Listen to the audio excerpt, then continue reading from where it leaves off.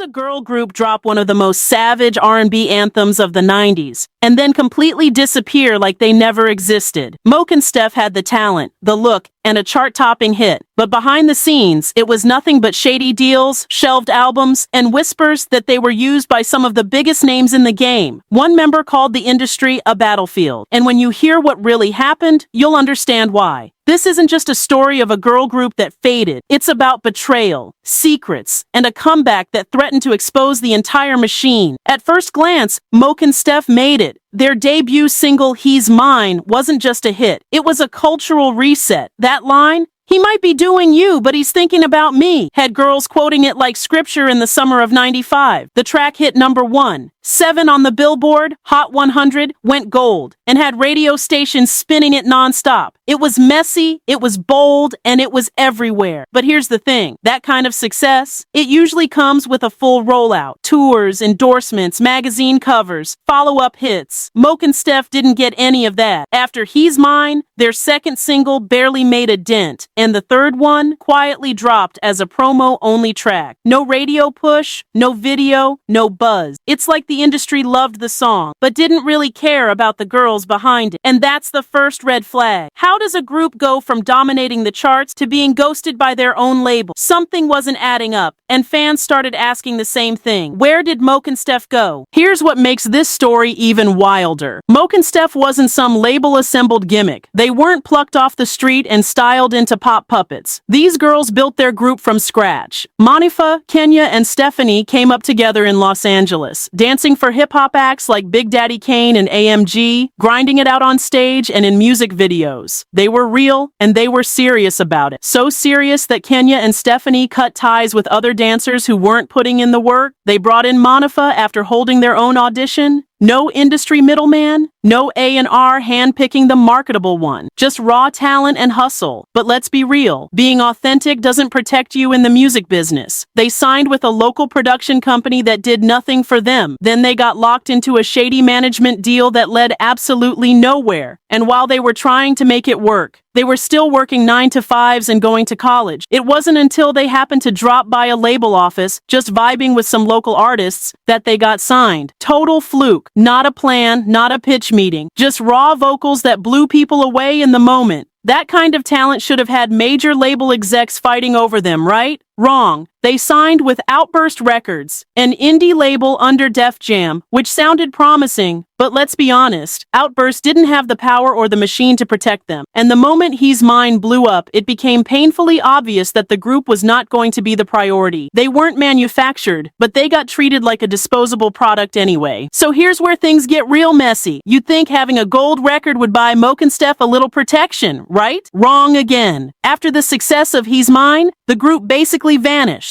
No major tour, no press push, no flashy follow-up rollout. Instead, silence. Rumors started flying. Was someone trying to go solo? Was there beef inside the group? Fans noticed that after their second single tanked, the energy shifted. And let's not ignore that third single, Baby Come Close. It only got released as a promo. No video, no airplay. Just quietly tossed out like it didn't matter. That's not bad luck. That's a decision. And then there were whispers. Some say the label wanted to replace a member to freshen up the group's look. Others claimed a producer tried to pit the girls against each other to create drama and spice things up. And honestly, that tactic's been used a million times in the industry, but it almost always ends with somebody walking away or getting pushed out. The trio kept it professional in public, but behind closed doors, there were real tensions. They'd gone from being tight dancers to chart-topping artists, and suddenly everyone around them had opinions. What they should wear, how they should sound, who should sing lead. It wasn't about them anymore. It was about how much control the label could wrestle away. And let's not forget the ultimate red flag. They recorded a second album that never saw the light of day. That's not a rumor. That's confirmed. An entire body of work shelved. Why? Who pulled the plug? What were they trying to hide? Because let's be honest, record labels don't just forget to release an album, somebody buried it. By the time the year 2000 hit, MoKenStef was gone. No official breakup announcement, no farewell interview, no last hurrah, just silent. And the way they disappeared? It wasn't some mutual, we outgrew the group situation. It felt orchestrated, like someone behind the curtain pulled the plug and made sure they faded out quietly. Let's talk about that second album again. Written? Recorded? Yes. Released? Never. Not even leaked. That's insane in an era where unreleased material finds its way online in hours. Why hasn't it resurfaced? Were they forced to sign an NDA? Did the label buy the masters just to bury them? And don't think for a second that this group didn't notice they were being iced out. Imagine pouring your heart into an entire project, only to have it ghosted like it never existed. No rollout, no explanation, no apology. It's giving sabotage. And fans have always suspected that someone didn't want MoKenStef to win long term. Some say their style, sexy but classy, street but educated, didn't fit the industry's narrow mold. Let's not forget, all three women had college degrees. They weren't easy to manipulate, and maybe that was the problem. They didn't play the puppet role. They weren't chasing fame at any cost. And in an industry that thrives on control, that makes you a target. But the industry didn't just let them walk away. No. They were pushed out quietly, left to pick up the pieces while less talented, better connected acts took center stage. The question isn't just, why did MoKenStef disappear? It's, who made sure they did? And what were they trying to hide? 14 years. That's how long it took for MoKenStef to re-emerge from the shadows. And baby, they didn't come back empty-handed. In 2014, fans nearly lost their minds when the trio resurfaced on Instagram under the handle at The Real MoKenStef, the name alone, a quiet shot at the fake industry version of their story. But the real bombshell came in 2017 when they announced a coffee table book titled Unfinished Business. And that title says everything. This wasn't going to be some fluffy, we loved our time together recap.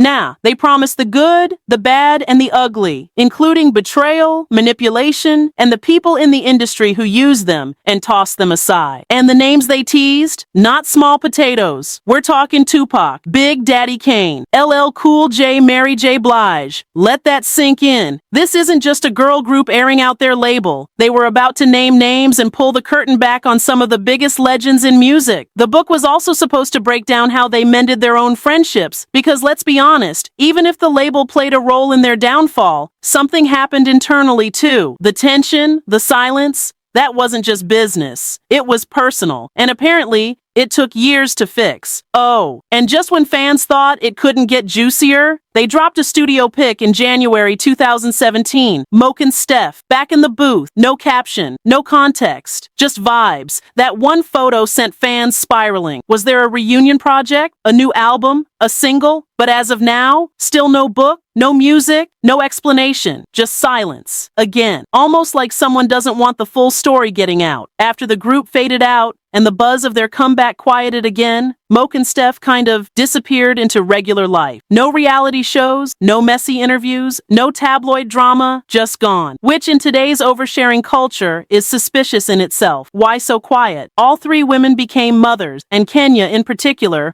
reinvented herself as a fitness queen. Her Instagram? It's all about clean eating, gym grinds, and her work as a certified personal trainer. Oh, and she's also a professional bikini competitor. That's right. While some girl groups from the 90s were crashing VH1 reunion specials, Kenya was out here building abs and a brand. Monifa and Stephanie, much more low-key. Interviews have been few and far between, and every time someone tries to dig into what really happened during their missing years, they give the same cryptic answer. You'll have to read the book. Which begs the question, is the book being delayed or blocked? Because let's be real, if that manuscript is full of names, receipts, and proof of music industry foul play, it wouldn't be the first time someone made sure it never saw the light of day. Still, every now and then, fans catch a little flicker of hope, a throwback post, a cryptic studio shot, a casual comment like, "We've still got music in us." And honestly, that's all it takes to send people spiraling. Because if MoKenStef ever drops the full story, or even just one new single, it could shake up more than just their legacy. It could expose the entire system that tried to silence them. So where does that leave MoKenStef today? Technically, they're still together. No official breakup, no public beef. But also, no album, no tour, and that highly anticipated tell-all book still stuck in limbo. Financially, their net worth has never been publicly confirmed. But let's be honest, after one album, a shelved follow-up, and years of industry silence, it's safe to say we're not talking TLC or Destiny's Child numbers. Most estimates put each member somewhere in the low six-figure range, if that. A far cry from what they should have made off a gold-certified worldwide hit that's still getting sampled and referenced today. But money aside, MoKenStef's legacy is sealed. They'll forever be remembered for He's Mine, a petty, powerful, unforgettable anthem that walked the fine line between savage and soulful. It wasn't just a song, it was a statement. Women were living for it, and men, they didn't stand a chance. They didn't need to drop 5 albums or do 20 reunions. That one hit etched them into 90s R&B history. And even if the industry tried to erase them, they left a mark that couldn't be wiped away. Now the only question is, will they finish what they started? Because if that book drops, and the right tea spills, it won't just revive their story. It might just rewrite an entire chapter of music history. MoKenStef wasn't just a girl group. They were a warning. Proof that the music industry doesn't care how talented you are, how hard you work, or how real your story is. If you don't play by their rules, they'll make you disappear. But even in silence, these women built a legacy off one song that still hits almost 30 years later. And if Unfinished Business ever drops, oh, trust, people will finally understand what they were really up against. Because this wasn't just a case of a one-hit wonder. This was a group that got too close to the truth and paid the price for it. And now, the industry better hope they stay quiet.